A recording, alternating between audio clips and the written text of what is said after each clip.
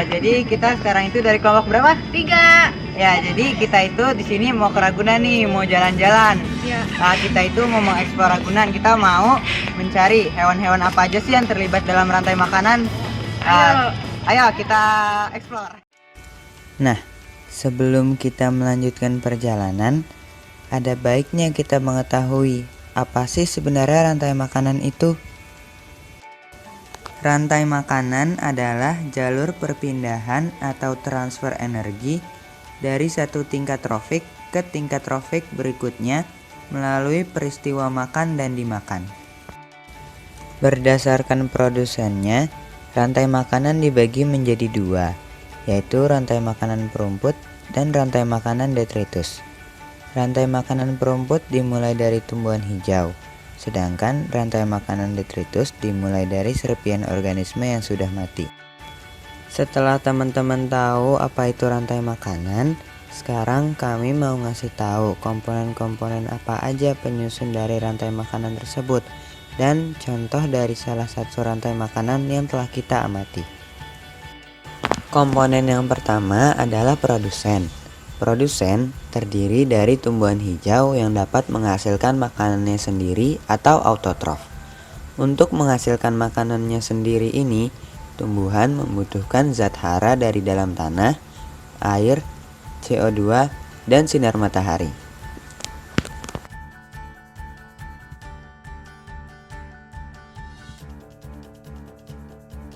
Komponen yang kedua adalah konsumen. Konsumen di dalam ekosistem adalah semua makhluk hidup yang tidak dapat membuat makanannya sendiri yang disebut heterotrof, sehingga makhluk hidup tersebut hanya dapat menelan atau mencerna makhluk hidup lain sebagai bahan makanan organik. Konsumen dibedakan menjadi 3. Yang pertama adalah konsumen primer, yaitu konsumen yang ukurannya kecil dan langsung memakan produsen. Contohnya adalah siput dan larva nyamuk. Yang kedua adalah konsumen menengah, yaitu konsumen yang memakan konsumen primer dan memakan produsen juga. Contohnya adalah kucing. Yang ketiga adalah konsumen utama, yaitu konsumen yang paling tinggi dan tidak ada yang memakan dia lagi. Contohnya adalah buaya, macan tutul, dan burung elang. Elang tunggal dia termasuk konsumen utama karena dia adalah yang memangsa konsumen di bawahnya dan tidak ada yang memakan dia lagi.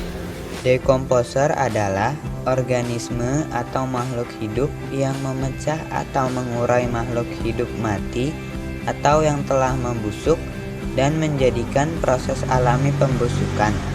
Contoh dari dekomposer adalah mikroba dan jamur.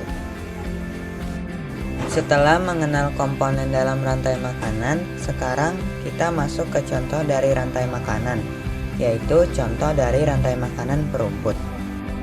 Dalam rantai makanan ini, produsennya adalah rumput yang dimakan oleh konsumen tingkat 1, yaitu gajah. Gajah berperan sebagai konsumen primer sekaligus konsumen utama, karena setelah gajah memakan rumput, sudah tidak ada lagi yang memakan gajah. Gajah langsung mati dan diuraikan oleh dekomposer. Pada rantai makanan yang kedua ini, produsennya adalah pohon besar yang memiliki daun yang banyak. Nah, daun-daun ini dimakan oleh rusa, yaitu salah satu hewan herbivora yang menjadi konsumen tingkat 1. Nah, setelah itu rusa dimakan oleh macan tutul. Macan tutul ini merupakan konsumen utama pada rantai makanan tersebut, karena setelah macan tutul memakan rusa, tidak ada lagi yang memakan macan tutul, tetapi macan tutul akan mati dan akan diuraikan oleh dekomposer.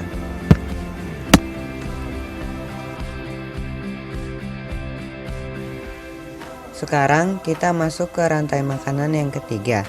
Pada rantai makanan yang ketiga ini, rumput dan tanaman kecil menjadi produsennya, karena mereka termasuk organisme autotrof yang dapat membuat makanannya sendiri.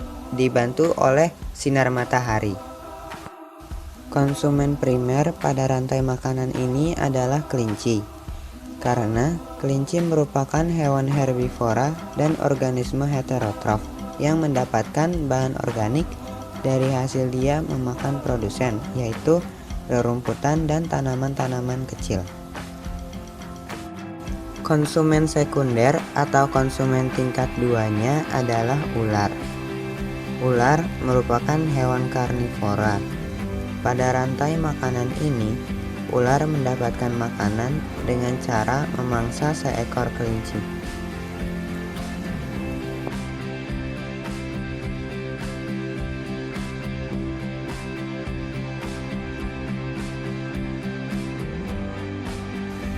Konsumen utama atau konsumen tingkat 3-nya adalah burung elang. Burung elang merupakan hewan karnivora. Pada rantai makanan ini, burung elang mendapatkan makanan dengan cara memangsa seekor ular. Dari video ini dapat diamati bahwa burung elang memiliki mata yang sangat tajam sehingga dapat memburu ular meskipun dari ketinggian yang sangat tinggi.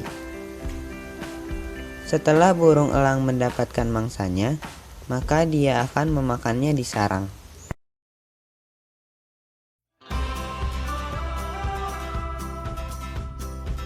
Yang terakhir adalah dekomposer. Karena burung elang adalah pemangsa yang paling tinggi dan tidak ada lagi yang memangsa hewan tersebut, maka burung elang akan mati dan diuraikan oleh dekomposer. Jadi kesimpulannya adalah rantai makanan bisa terdiri dari berbagai macam organisme. Bisa dilihat dari video yang telah kelompok 3 tampilkan. Rantai makanan ada yang terdiri dari 3 macam organisme, ada yang terdiri dari 4 macam organisme, dan ada yang terdiri dari 5 macam organisme. Rantai makanan tidak akan menjadi terlalu panjang karena semakin ke atas tingkat trofiknya, maka aliran energi yang dibawa semakin sedikit. Oleh karena itu, semakin sedikit organisme yang terlibat dalam rantai makanan tersebut, maka aliran energi yang didapatkan pada konsumen utama lebih besar dibanding dengan rantai makanan yang melibatkan banyak organisme.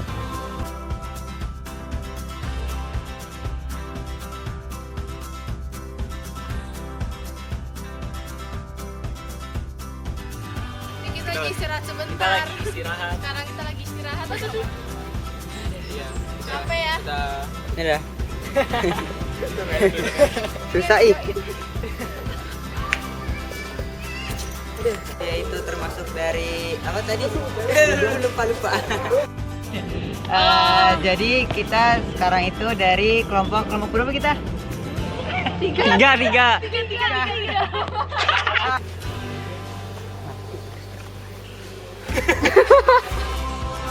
Hai. Belok kiri, mana belok kiri?